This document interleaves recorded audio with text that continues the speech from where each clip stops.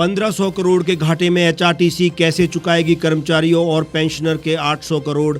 आय कम होने से बढ़ रहा घाटा कभी भी फायदे में नहीं आता है निगम।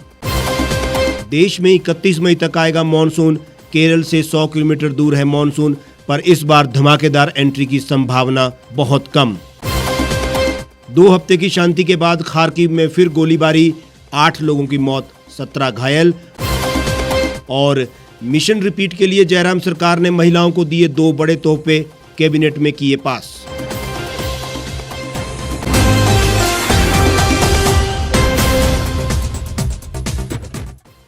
नमस्कार, स्वागत है आपका द रीव टाइम्स न्यूज चैनल में। आपके साथ मैं हेमराज चौहान। और अब खबरों का सिलसिला शुरू करते हैं। बेशक परिवहन मंत्री के आश्वासन के बाद हिमाचल प्रदेश परिवहन निगम ड्राइवर यूनियन ने अपनी हड़ताल स्थगित कर दी है, लेकिन सवाल यही है कि 1500 करोड़ रुपए से ज्यादा के घाटे में डूब चुका एचआरटीसी प्रबंधन मौजूदा और रिटायर हो चुके कर्मचारियों की लगभग 800 करोड़ की देनदारी कहां से चुकाएगा। सच्चाई ये है कि एचआरटीसी की लंबे समय से आमदनी अठन्नी और खर्चा रुपया जैसी स्थिति हो गई है। यानी इनकम कम और खर्चा अधिक होने से प्रत्येक महीने की सैलरी देना भी निगम के लिए मुश्किल हो गया है। लेकिन माजरा यही नहीं है, निगम कभी भी फायदे में नहीं आता है और ये रोना हमेशा का लगा रहता है। कोरोना काल में 2 साल तक बसें नहीं चलने से निगम को 750 करोड़ रुपए से अधिक की क्षति झेलनी पड़ी है। अब जब बसें चली तो कोरोना संक्रमण के डर से कम लोग बसों में बैठे रहते थे। अब प्रत्येक महीने निगम को 65 से 70 करोड़ रुपए की आय हो रही है, जबकि खर्चा 80 से 85 के बीच हो रहा है। इसकी मार निगम के लगभग 12,000 कर्मचारी और 6500 के करीब पेंशनर पर पड़ रही है। सरकार भी इस उपक्रम को पर्याप्त वित्तीय मदद नहीं दे पा रही है, क्योंकि राज्य सरकार पर खुद लगभग 65,000 करोड़ रुपए का कर्जा है। निगम कर्मचारी समय समय पर सड़कों पर उतरकर विरोध करते रहे हैं, लेकिन सरकार के कानों पर जूं तक नहीं रेंग रही। घाटे के कारण उचित मुरम्मत नहीं होने से निगम की बसें भी जगह जगह हाँफने की खबरें लंबे समय से सुर्खियां बटोरती रही हैं। अब कैबिनेट ने सरकारी बसों में महिलाओं को किराए में 50% छूट का ऐलान किया है। इसकी भरपाई कौन करेगा, सरकार ने इसका कोई उल्लेख नहीं किया है। इससे पहले महिलाओं को बस किराए में 25% छूट थी। इसे मुख्यमंत्री जयराम ने 50% करने का ऐलान किया है। यहाँ ये कहना गलत न होगा कि निगम की बसें दिन रात चल भी रही है और सवारियों से खचाखच भरी भी रहती है, तो फिर घाटे में निगम कैसे जा रहा है, ये समझ से परे। बसों से कैरियर हटा दिए गए हैं क्योंकि कंडक्टर किराए में टांका लगाते हैं। ये तर्क भी कहां तक सही होगा। निगम के अधिकारी किसी भी सूरत में निगम को घाटे से बाहर लाने के लिए तैयार ही नहीं है। इधर मैकेनिकों की भर्ती ना होना और खराब बसें भी लगातार मुसीबत बनती जा रही है। बात मानसून की करें तो मानसून 31 मई या फिर उससे पहले केरल में दस्तक दे सकता है। गुरुवार को मानसून की उत्तरी सीमा मालदीव, दक्षिण पश्चिमी अरब सागर, दक्षिणी बंगाल की खाड़ी तक पहुंच गई है। केरल के तिरुवनंतपुरम तट से मानसून अब 100 किलोमीटर दूर है। मौसम विभाग का कहना है कि अगले 2 दिन में मानसून केरल की ओर बढ़ने और लक्षद्वीप तक पहुंचने की उम्मीद है। विभाग ने पहले कहा था कि मानसून 27 मई को केरल में दस्तक दे सकता है। वहीं निजी मौसम एजेंसी स्काईमेट ने मानसून के दस्तक की तारीख 26 मई बताई थी। अब मौसम विभाग का कहना है कि 31 मई या उससे पहले मानसून दस्तक दे सकता है। बदली परिस्थितियों में स्काईमेट ने कहा है कि मानसून सामान्य रहेगा, लेकिन धमाकेदार दस्तक की संभावना कम ही है। मौसम वैज्ञानिकों का कहना है कि देश के बाकी हिस्सों में भी मानसून तय तारीख से 3 दिन से 4 दिन पहले या फिर बाद में पहुंचेगा। बंगाल की खाड़ी में असानी तूफान आने के बाद इस बार अंडमान निकोबार द्वीप समूह में मानसून तय तिथि 22 मई से 1 हफ्ते पहले 15 मई को पहुंच गया। सीएसए के मौसम विभाग के प्रभारी ने कहा, हर साल की तरह इस बार भी बारिश होगी, लेकिन बारिश के दिन कम होंगे। उन्होंने कहा कि पहले बारिश 50-60 दिन होती थी, अब 35 से 40 दिन ही हो रही है। अब दिन में भी बहुत अधिक बारिश हो जाती है। अगले 5 दिनों तक भीषण गर्मी से राहत मिलने वाली है। मौसम विभाग के मुताबिक पिछले कुछ दिनों के दौरान हुई छिटपुट बारिश के कारण तापमान में गिरावट आई है। दिल्ली, पंजाब, हरियाणा, राजस्थान में गर्मी बढ़ने की संभावनाएं इसलिए भी नहीं है क्योंकि यहाँ पर हवाएं बंगाल की खाड़ी की तरफ से आ रही है। रूस यूक्रेन के बीच जंग जारी है। 93 दिनों से चल रही लड़ाई का कोई अंतिम परिणाम अभी तक दिखाई नहीं दे रहा है। इस बीच रूसी सैनिकों ने पूर्वी डोनबास पर कब्जा करने के लिए हमले तेज कर दिए हैं। यहां 40 शहरों पर हमले किए गए।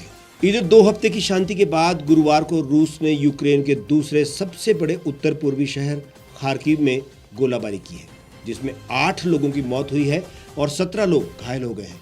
मरने वालों में 5 महीने का बच्चा और उसके पिता थे, जो हमले के समय सड़क पर चल रहे थे। बच्चे की मां बुरी तरह से जख्मी हो गई।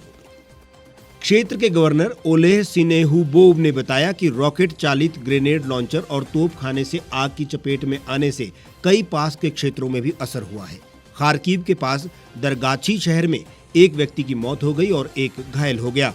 फिनलैंड प्रधानमंत्री सना मारिन ने गुरुवार को कीव की यात्रा के दौरान कहा कि यूक्रेन पर हमला करने के बाद रूस को दुनिया में अपनी स्थिति सुधारने में दशकों लगेंगे। मारिन ने रूस यूक्रेन युद्ध को यूरोप के लिए एक टर्निंग पॉइंट बताया है। मारिन ने आगे कहा कि रूस ने आने वाली पीढ़ियों के लिए भी भरोसा खो दिया है। अमेरिका के पूर्व विदेश मंत्री Henry Kissinger world economic forum में कहा कि यूक्रेन को युद्ध रोकने के लिए कुछ जमीन दे देनी चाहिए, क्योंकि जितना युद्ध में बढ़ेगा वो उतना फंसता जाएगा। जिसका कड़े शब्दों में जवाब देते हुए यूक्रेन के राष्ट्रपति व्लादिमीर जेलेंस्की ने कहा कि रूस को जो करना है कर ले, यूक्रेन अपनी जमीन नहीं देने वाला है। जेलेंस्की ने 1938 के अपीजमेंट एग्रीमेंट में याद दिलाते हुए कहा कि युद्ध से बचने के लिए ब्रिटेन ने हिटलर को जमीन में बढ़ने की इजाजत दी थी, जिसे एक बहुत कमजोर फैसला माना जाता है। हिमाचल प्रदेश में मिशन रिपीट को लक्षित कर जयराम सरकार की महिलाओं के वोट बैंक पर नजर है। जयराम सरकार ने कैबिनेट की बैठक में परिवहन निगम की बसों में 50% किराए में रियायत और सीएम गृहिणी सुविधा योजना के तहत लाभार्थियों को गैस कनेक्शन देने के समय रिफिल के अलावा 2 निःशुल्क सिलेंडर देने का ऐलान किया है। इससे प्रदेश की आधी आबादी माने जाने वाली महिलाओं को खुश किया गया है। मुख्यमंत्री जयराम ठाकुर ने 15 अप्रैल 2022 को चंबा में महिलाओं को बस किराए में रियायत देने की घोषणा की थी। इस फैसले को अंतिम रूप देने के लिए सरकार को करीब 1.5 महीने का समय लग गया। इस फैसले पर सरकारी स्तर पर बड़ी रिहर्सल हुई है। इस बीच मुख्यमंत्री 2 बार दिल्ली में हाईकमान से भी मिले। भाजपा शासित राज्य में हिमाचल ऐसा पहला प्रदेश है जहां महिलाओं को किराए में इतनी बड़ी रियायत दी गई है। हिमाचल में भाजपा को सत्ता में रहते हुए 4.5 साल का कार्यकाल पूरा हो गया है। इसी साल दिसंबर में विधानसभा चुनाव होने प्रस्तावित है। ऐसे में इन दोनों बड़े फैसलों को चुनाव से जोड़कर देखा जा रहा है। महिलाओं को बस किराए में 50% की रियायत देने से परिवहन निगम पर 80 करोड़ रुपए का अतिरिक्त बोझ पड़ेगा। वर्तमान में परिवहन निगम की प्रतिदिन आय 1.25 करोड़ है। परिवहन निगम का मानना यह है कि इस फैसले से निगम की प्रतिदिन कमाई में भी कमी आएगी। निगम की बसों में अब पहले की अपेक्षा ज्यादा महिलाएं सफर करेंगी। मंत्रिमंडल ने 360 बसें और अन्य वाहन खरीदने को भी मंजूरी दी है। इसके लिए सरकार ने 160 करोड़ रुपए का सावधि ऋण लेने के लिए हिमाचल पथ परिवहन निगम के पक्ष में सरकारी गारंटी प्रदान करने का फैसला लिया है। परिवहन निगम की बसों में महिलाओं को किराए में 50% रियायत पर निजी बस ऑपरेटर उखड़ गए हैं। यूनियन ने बताया कि सरकार के इस फैसले के खिलाफ वो कोर्ट में जाएंगे। हमारे आज के इस बुलेटिन में फिलहाल इतना ही। आप देश और दुनिया की तमाम खबरों के लिए हमारे साथ बने रहिए और देखते रहिए द रीप टाइम्स।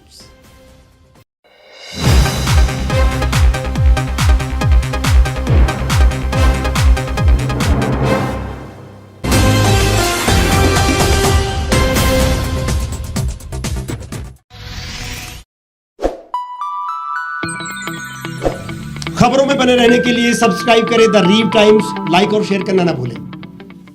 एक छत के नीचे सुविधाओं का अब उठाएं लाभ। रीव ई मार्ट में अब पाएं अपनी रसोई के लिए गुणवत्ता और सस्ते दामों पर राशन सामग्री। दालें हो या हो मसाले, आपका किचन ई मार्ट संभाले। उच्च गुणवत्ता और दामों में बेहतरीन रीव ई मार्ट में पधारें और पाएं अपनी पसंद के सभी उत्पाद, या फिर करें ऑनलाइन ऑर्डर और पाएं घर द्वार पर ही सुविधा। आज ही संपर्क करें फोन नंबर 8219694079 पर, बाईपास रोड, शनान, संजौली, शिमला। गांव की चौपालों से लेकर संसद के गलियारों तक गृहिणी के चूल्हे से लेकर निवेश और बाजारों तक, किसानों के हाल से लेकर खेत और खलिहानों तक, शिक्षा और स्वास्थ्य से लेकर खेल के मैदानों तक, संसद के प्रधान से लेकर पंचायत के पंच तक, सेंट्रल हॉल से लेकर ग्राम सभा के मंच तक, हर खबर पर रहेगी हमारी पैनी नजर।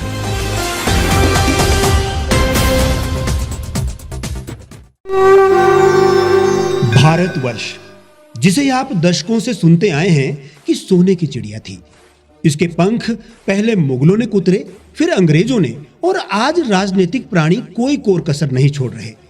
आज भी लगभग 25 करोड़ लोग रात को भूखे सोते हैं। करीब 2 करोड़ लोगों के पास घर नहीं है।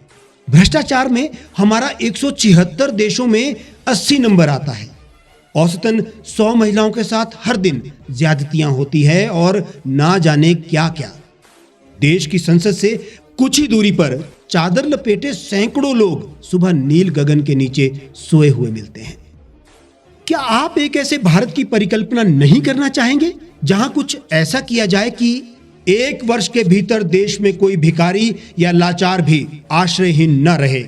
लोगों को सभी सरकारी सेवाएं घर द्वार पर ही प्रदान की जाएं ताकि दफ्तर या कर्मचारी के चक्कर ना काटने पड़े। भ्रष्टाचार जड़ से समाप्त हो जाएगा। सेवा प्रदाताओं की पब्लिक रेटिंग यानी जनाकलन और तकनीक द्वारा अपराधों का शून्यकरण किया जाए। स्वास्थ्य और आधारभूत शिक्षा सभी के लिए समान गुणवत्ता के साथ निःशुल्क प्राप्त हो, और भी बहुत कुछ। यदि आप इस पवित्र राष्ट्र निर्माण यज्ञ का हिस्सा बनना चाहते हैं तो आज ही राष्ट्रीय लोक नीति पार्टी से जुड़ें। अब देश राजनीति से नहीं, लोक नीति से चलेगा। विजिट करें वेबसाइट rashtriyalokniti.org।